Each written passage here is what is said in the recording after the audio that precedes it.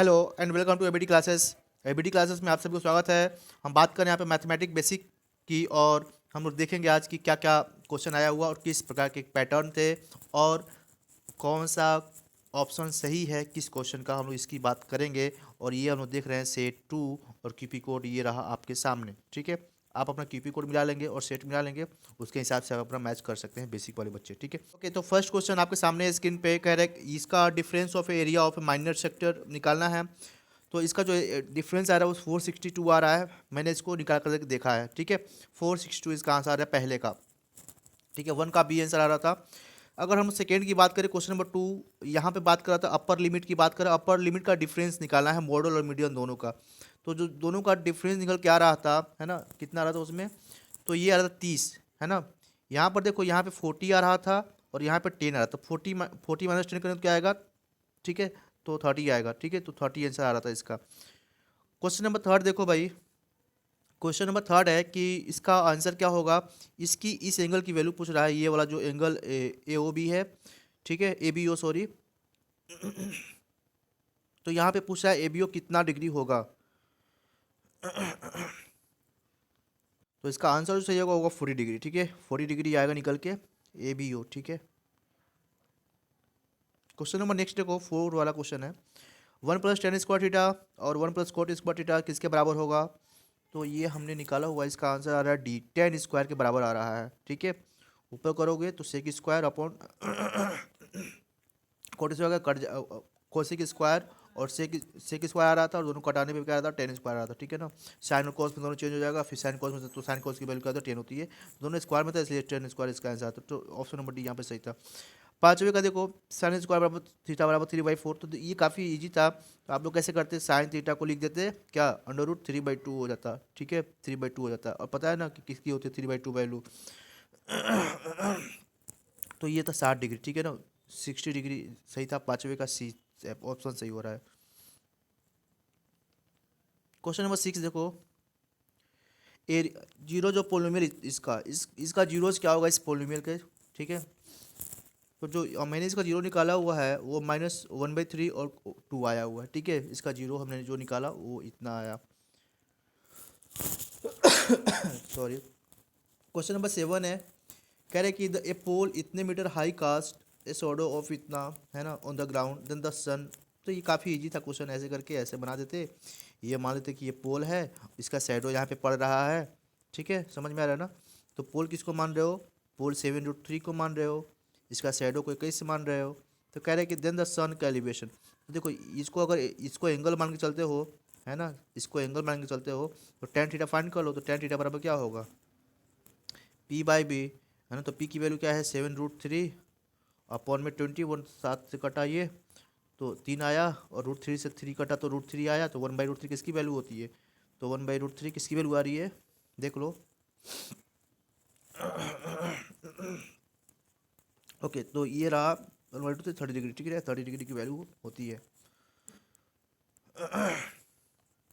Question number next है, कह रहे कि HCF of the smallest 2 digit and smallest composite number. तो पता है कि स्मॉलेस्ट 2 डिजिट कौन है, 10 है। ठीक है, और करें कि स्मॉलेस्ट कॉम्पोजिट नंबर स्मॉलेस्ट क्या है, 4 है। तो 10 4 का HCF निकालो तो क्या आएगा, हमेशा 2 आएगा। ठीक है ना, 2 5 10, 2 2 4, और कोई आएगा नहीं तो 2 ही आंसर आएगा इसका। तो ऑप्शन नंबर कहाँ है। ठीक है, नेक्स्ट क्वेश्चन देखो, question number 9, total surface area of solid hemisphere, है ना, कितना है निकल के इसका आंसर सी आ रहा था और 196 पाई आ रहा था। ठीक है, क्वेश्चन नंबर 10 देखो, साइन ए की वैल्यू इतना दे रखा है 3/5, कॉट ए की वैल्यू पूछ रहा है। ठीक है, कॉट ए की वैल्यू पूछ रहा है, तो कितना आ रहा था कॉट ए की वैल्यू, ये आ रहा था 4/3 निकल के। सॉरी, 4/3 निकल के आ रहा था। क्वेश्चन नंबर 11 देखते हैं। ये तो आप लोग पढ़े होगे ना कि क्या रिप्रेजेंट होता है जब पैरेलल लाइन बनता है। तो ठीक है,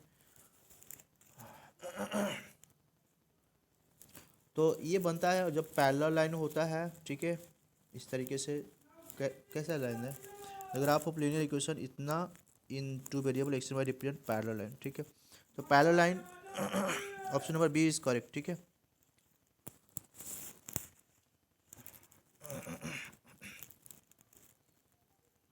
एक मिनट, 10 का डी होगा, बी कैसे होगा?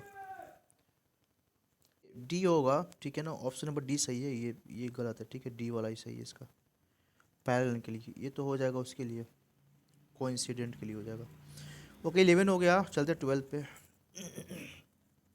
क्वेश्चन नंबर 12 देखो, ये टेंजेंट नहीं होगा, ये सेकेंड होगा यहाँ पे। ऑप्शन नंबर ए इसका सही आंसर है। 12 का ए होगा, ठीक है। 12 का ए सेकेंड बोलते हैं इसको।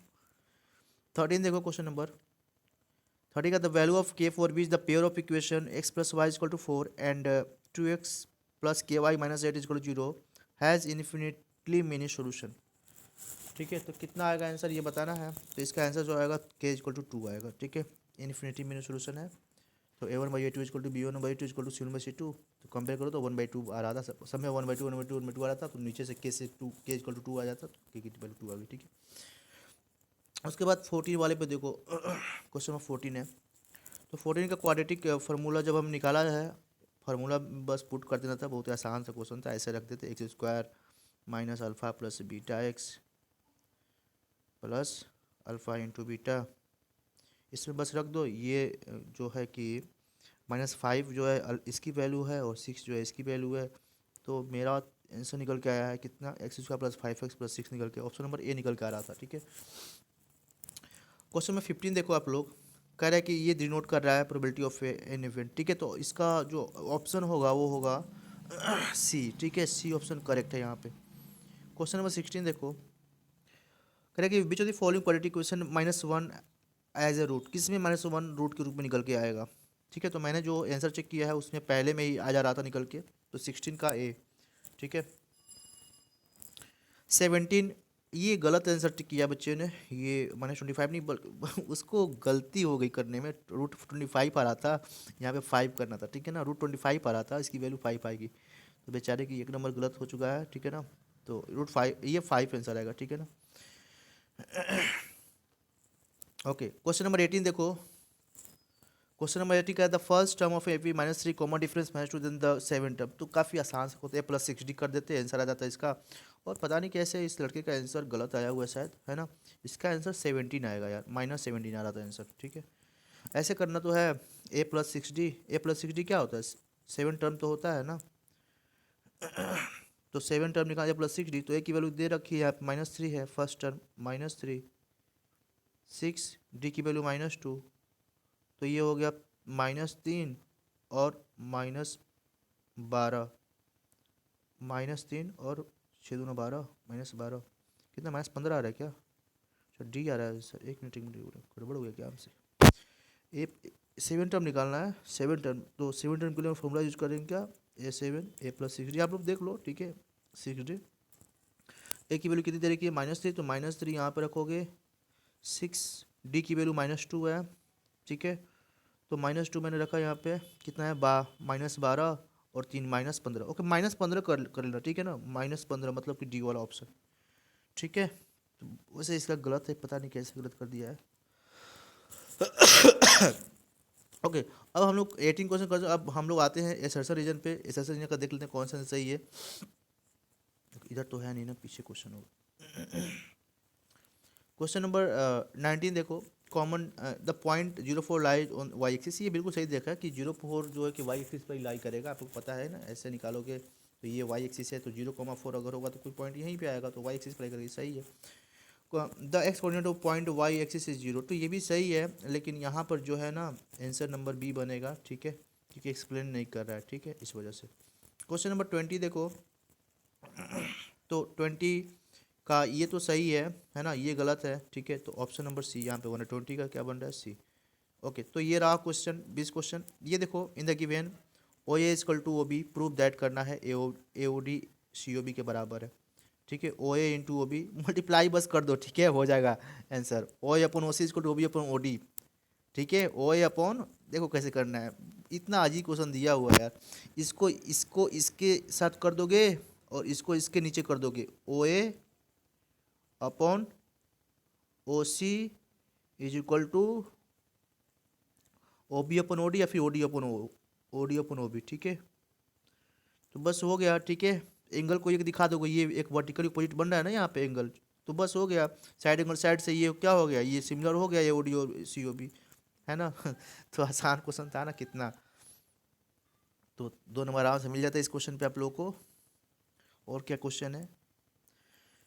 और सभी क्वेश्चन मैंने इधर देखा नहीं है, बस मैंने एमसीक्यू का भी ट्राई किया था, देखा था। और भी देखते हैं क्वेश्चन कैसा है इसी वीडियो में।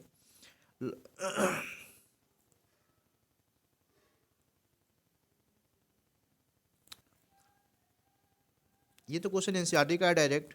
यहाँ पे देखो एचसीएफ निकालना है इसका, बहुत इजी क्वेश्चन दिया हुआ है, ठीक है ना। 84 और 144 का बाई प्राइम फैक्टराइजेशन मेथड कितना आया है, ठीक है। मैं ऐसे ही डायरेक्ट निकाल देता हूँ, देखो 84 का और 144 का, ठीक है। तो 2 से गया 42 बार में और 2 से गया 72 बार में। मैं प्राइम फैक्टर को नहीं यूज कर रहा हूँ, बस देख लो कैसे बन रहा है, कितना आंसर आ रहा है। 2 से 21 गया और 2 से ये 36 हो जाएगा, ठीक है। और 3 से जाएगा, 3 से आते 21 और 3 12 36। बस अब नहीं कटेगा ये, ठीक है। तो ये रहा इसका एस सी। अब 2 × 2 × 2, तो 2 × 4 = 3 12 12 आंसर जिसका आ रहा होगा ना उसका सही आंसर है, ठीक है। जो छोटे छोटे क्वेश्चन है मैं उसको देख ले रहा हूँ, ठीक है। सॉल्व करना है इसकी वैल्यू को, तो आसान से क्वेश्चन है, सॉल्व हो जाएगा बहुत ईजी तरीके से। देखो कैसे सॉल्व करना है, इसका आंसर देख लेना अपना, जिसका भी आंसर आ रहा होगा। एक्स से जोड़ क्या हो जाएगा 7 + 3y, जो लोगों ने सॉल्व किया होगा। इस वैल्यू को उठा के इसमें पुट कर दो 3 की जगह पे, कितना बच रहा है 3 7 + 3y - 3y = 5, ठीक है। तो 3 7 21 + 9 - 3y = 5। तो 21 और 3 3 9y था ना, यहाँ पे 9y था। तो 21 9y में 3y गया 6y, 21 + 6y = 5। तो 21 उधर जाएगा तो कितना हो जाएगा, एक 21 उस साइड जाएगा तो हो जाएगा 18 -18, और 6 से गया तो 36 18, तो -3 आ जाएगा एक्स की वैल्यू, किसकी सॉरी वाई की वैल्यू क्या आ रही है -3। तो जिस और इस वैल्यू को आप पुट कर दोगे इसमें, है ना। तो वहाँ यहाँ पे निकल जाएगी एस की वैल्यू, ठीक है ना। तो ये रहा आंसर, ठीक है। -3 इधर आ रहा है, इसमें पुट कर लेना कितना आ रहा है। तो यहाँ पे पुट करोगे 7 + 3 × 3 9 -9 + 7, तो -9 + 7 -2 इसका आंसर, -3 और -2 जिसका भी आ रहा है वो उसका सही आंसर है, ठीक है।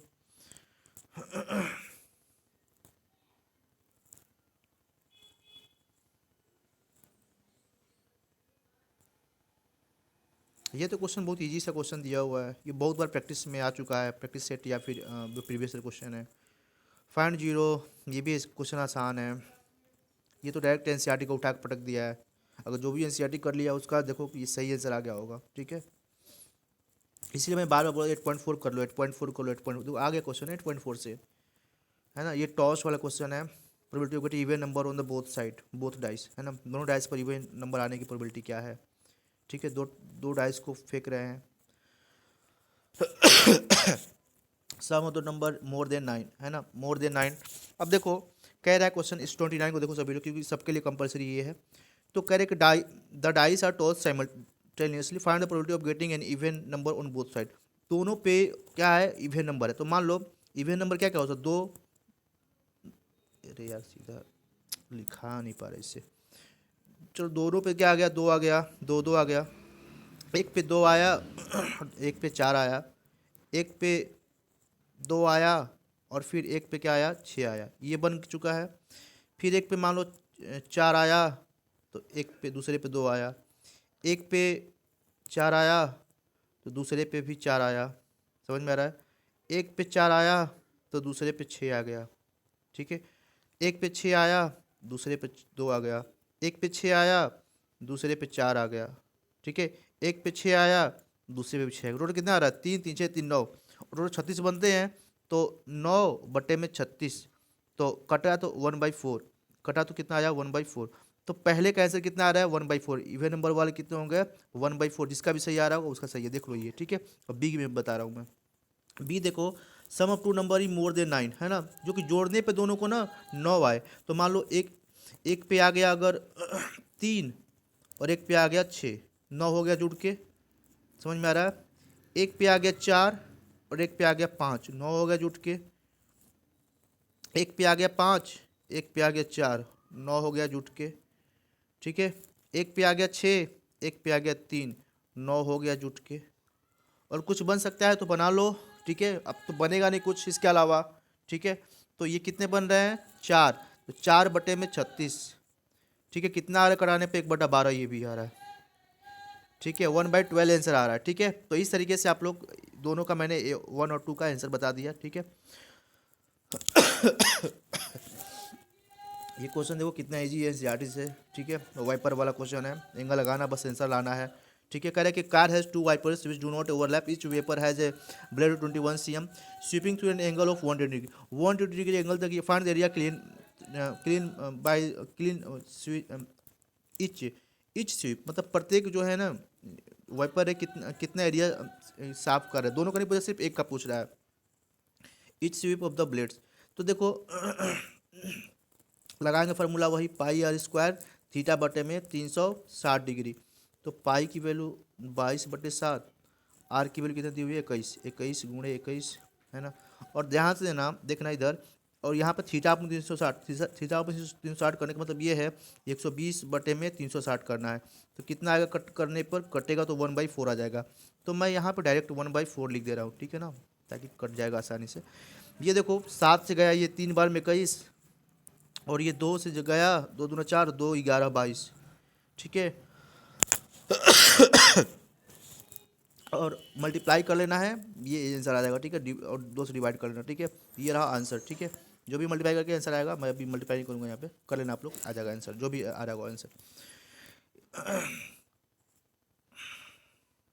ये भी क्वेश्चन देखो एनसीईआरटी से उठ करके आया है, तो बच्चों सारा का सारा क्वेश्चन एनसीईआरटी बेस्ड है, ठीक है। ये भी क्वेश्चन एनसीईआरटी का है, ठीक है। तो डायरेक्ट एनसीईआरटी सभी क्वेश्चन आए हुए हैं, ये तो क्वेश्चन एनसीईआरटी का ही है, ये वाला, ठीक है, बॉक्स वाला। तो क्वेश्चन आसान थे, ठीक है। जिन्होंने भी ढंग से किया होगा क्वेश्चन वो कर लिया होगा, और जो नहीं किए होंगे उसकी बात अलग है, लेकिन क्वेश्चन ईजी था, है कि नहीं।